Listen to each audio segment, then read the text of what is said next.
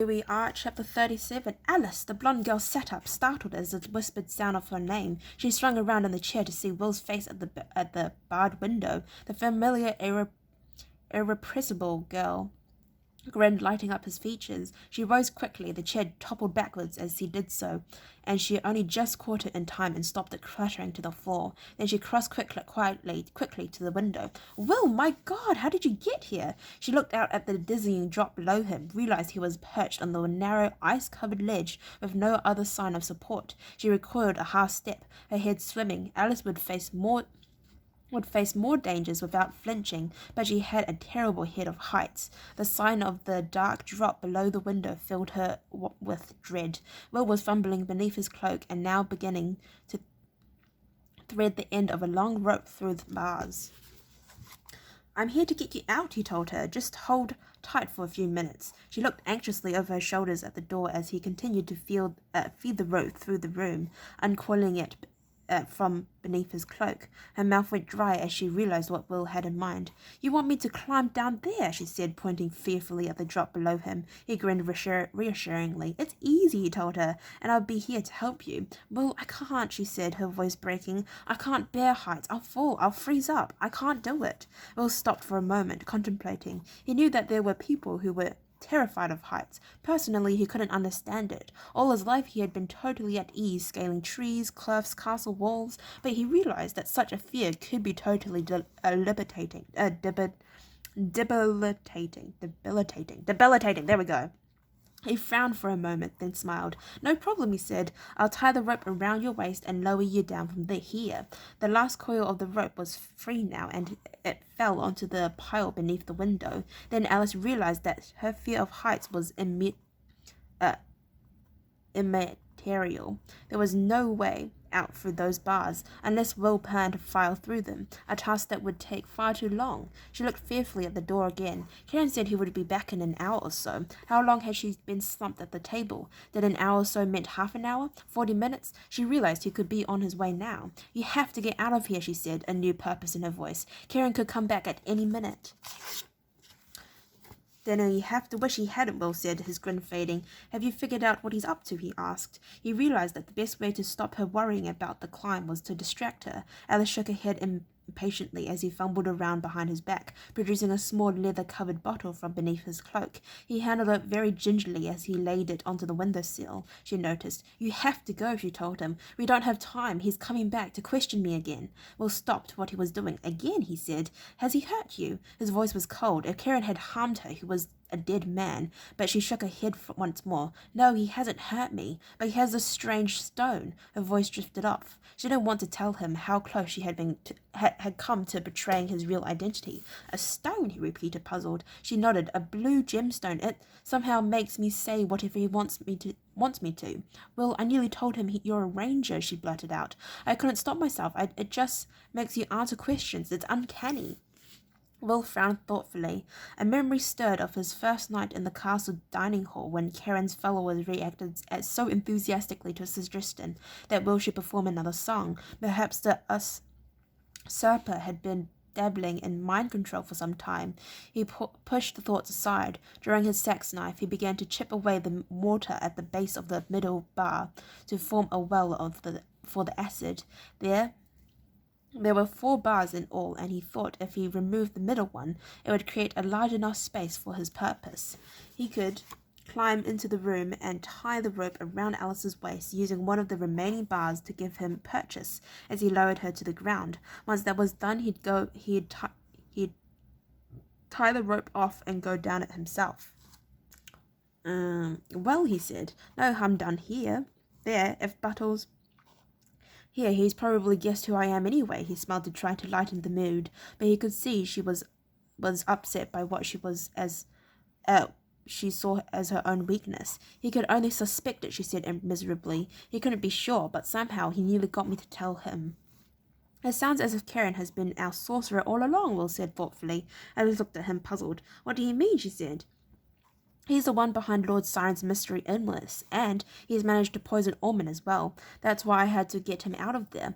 Now you tell me he has some mysterious way of making you answer his questions. Kieran has used the old legend and the stories about Malcolm as a smokescreen for his own treachery. He wants to take over the castle, although how he plans to keep it once word gets out is beyond me. He's done a deal with the Scottish, she said. Earlier she had made the accusation against Kieran as a wild stab in the dark. His answer had confirmed her suspicions. The Scotty, he said. He thought for a moment. If the Scotty had control of Castle Mackendale, their path into Ireland would be secure. They could raid the surrounding countryside with impunity, even stage a full-scale invasion, small as it was. Mackendale was a vital key to Ireland's northern security.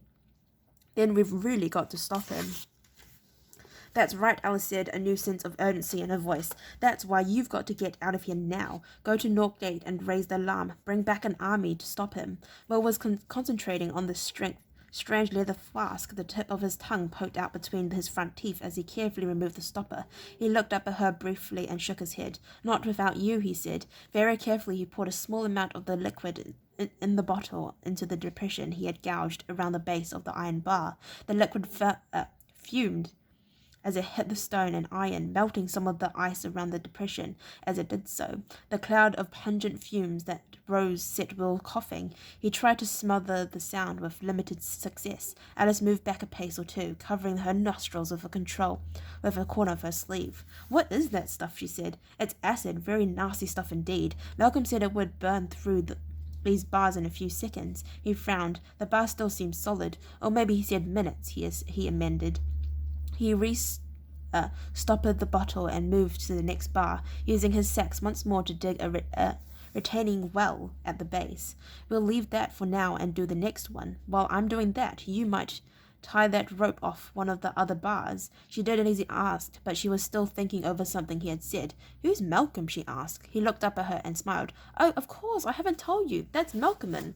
For real's name, he's actually quite a nice fellow when you get to know him, which you have, of course, she said dryly. It was so like the Alice of the old that his smile widened. I'll tell you all about it later. Just give me a minute. This is the tricky part. He had the acid bottle again and was pouring liquid into the shallow well he had dug in the stone and mortar. Again a cloud of bitter fumes billowed up, followed by a smell like burning rust. He paused, lips pursed in concentration, and watched the result.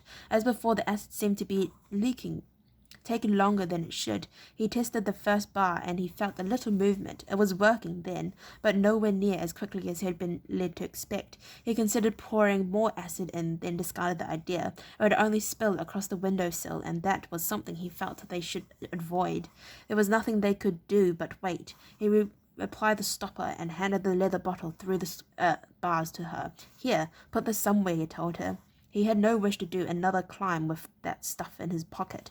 Absently, she placed the bottle on its side on the deep stone lintel above the window. What beats me, he continued, trying to keep her mind off the climb ahead of her, is where that damn John Buttle sprang from. By now he should be with the wolf ship on Scourgel. The wolf ship got into trouble, Alice answered. Buttle had boasted about it when he had first recognized her, before Kieran had her brought to this room. They were caught in a storm. It drove them west, and they hit a reef off the coast. She was badly holed, and they barely made it to the shore. Then they ran up the river Osel to hide out for the winter, but when they thought the ship was sinking, they untied Buttle so he'd have a chance. I take it he repaid their act of kindness in his usual form, Will said, and she nodded. They were exhausted when they made it to the Osel. He killed 2 of the guards and escaped. He came here purely by chances, and found he fitted in perfectly, Will said. She nodded. It's funny, Will continued, how people like Buttle and Karen seem to find one another. He stopped in mid-sentence as she held up a hand. He looked at her curiously, seeing the blood drain from her face. She had heard the door on the outer room and had open and close, and the sound of voices as Karen spoke to the guards outside. It's Karen, she whispered urgently. Will, you've got to get out of here. Go down. Go now. She bundled up the rope and shoved it through the bars, letting it fall to the flagstone far below. Will tugged desperately at the first bar. It moved further now, but it was still too solid to remove it. Go, Alice repeated desperately. If he finds you there, he'll kill us both. Reluctantly, Will conceded that she was right. Trapped on this narrow ledge, he couldn't hope to fight Karen and the guards, and at least if he were free, he'd have another chance to rescue Alice. There was a burst of laughter from the anteroom outside. Alice's eyes widened as she heard the key turn in the lock. Will knew he would have to leave, but there was one thing more he had to tell her. Alice, he said, as she looked at him, a fever again of agitation. If he questioned you, tell him anything he wants to know. It can't do us any harm now. Just answer his questions. She couldn't reveal his plan, he thought bitterly, because he didn't have a plan. But there was no sense in her suffering to conceal facts that Karen had probably guessed already. All right, she said. Promise me, he insisted. Nothing you can tell him will harm me. Alice was on the verge of panic, but she knew he wouldn't go until she had promised. I promise I'll tell him everything, but go, now. He was busy looping the rope between his legs, up his back and over his right shoulder. He tugged on his gloves and seized the tied-off end of the rope with his left hand about half a meter above his head, using his right to belay the loose end against his hip. Alice's stomach heaved as Will let himself fall backwards into space, controlling his fall with the loop of rope running round his body, fending off from the wall with his feet. I'll come back for you, he called softly. He began moving slowly down the wall. The determination was to get to the bottom as quickly as possible, but he knew that rapid movement was more likely to attract the attention of the sentries on the ramparts. She put her fingers to her lips and kissed them to him. Then hurriedly she moved away from the window, pulling the curtains across it before she did. She had to stop Karen noticing the rope for as long as possible. If Will were caught halfway down the rope, he was a dead man. Oh my gosh, I couldn't even see that. I am so sorry. Anyway, I'd like to thank you very much for listening to read up to chapter 37. If you'd like to listen to me read chapter 38, then please stay posted. Hope I'll see you next time. Bye-bye.